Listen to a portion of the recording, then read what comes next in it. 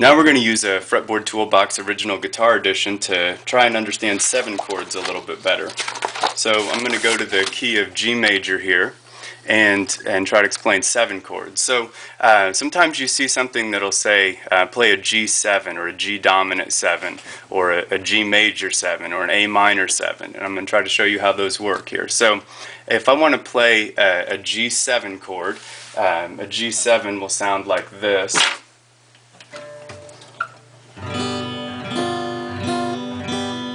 Here's the 7, G major, G7. What I'm doing here is I'm adding the note from the F column. So to play a 7, which is the same as a dominant 7, I'm going to, on a major chord, I'm going to add the note from this B7 or flat 7 column here. So on a G major chord is built of the notes G, B, D. But a G7 chord, or G dominant 7, is built of the notes G, B, D, and F. So what I'm going to do here is I'm going to come down to the pentatonic jig, and I'm going to try to see where can I just cover G's, B's, D's, and F's.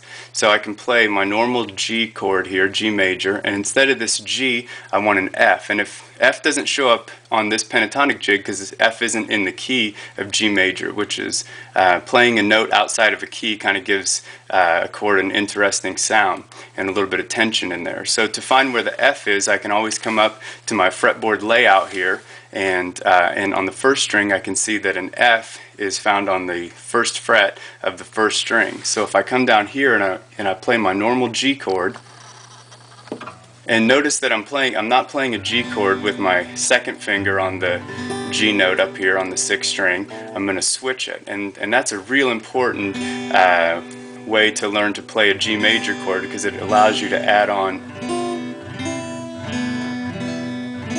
lots of different notes, and I'll go over what those chords are in a later video. But to play that G7, I'm going to play a normal G major, and then I'm going to switch to this F here instead of the G.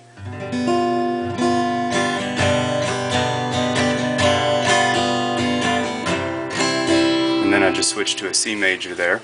And if I want to play a C7 chord, I'm going to go with the notes C, E, and G.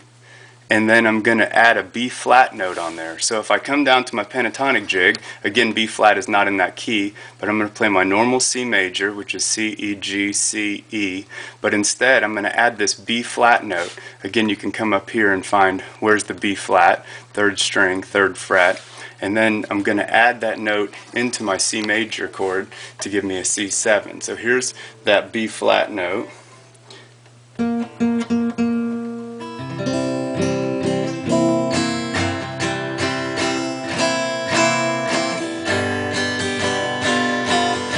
Major, G7, C major, C7, C major, C7. And so all of the dominant 7 chords are built that way. To play a minor 7 chord, you're going to play, like let's say an A minor 7. I'm going to play the notes A, C, E just like I would on an A minor, but I'm going to add this G note in there. So there's a couple ways you can do that. If I play my normal A minor chord, which is A, E, A, C, E, looks like this, I can add this G on with my pinky on the 1st string on the 3rd fret.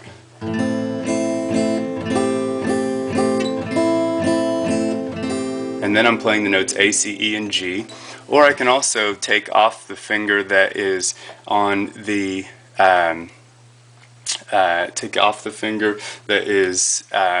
on this A note, and that'll give me a G2. So I'd be playing A, E, G, C, and then E again. So that would, instead of this, I would do this.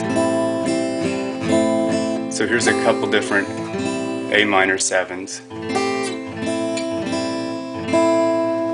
And the last kind of 7 chord is used much less frequently in popular music, but it's called a major 7 chord. And to play a major 7 chord, I'm going to use the note from this actual 7 column. Matches up with the pattern here. And so a G major 7 is going to be made of the notes G, B, D, and then it's going to have an F sharp in there. So to find that F sharp, I can look here on the 1st string and just add this F sharp. So instead of my G major looking like this, I'm going to add this F sharp in there too. And listen to this kind of dreamy sound. G major, G major 7, G major, G major 7, and then I went to a C. If I want to play a C major 7, I'm going to take the note C, E, G, and then I'm going to need to add a B in there.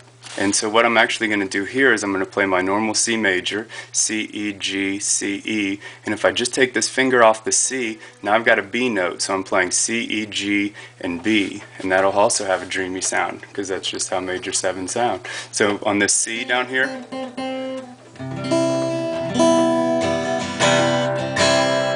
C major, C major 7, C major, C major 7, G major,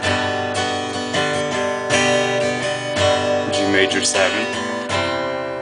And that's really all there is to 7 chords. There's a lot of things you can add on to them, but to get started, that'll get you quite a bit of the way. So that kind of explains the 7 chords here, and I hope that was helpful, and there will be more videos to come, and thanks for checking it out.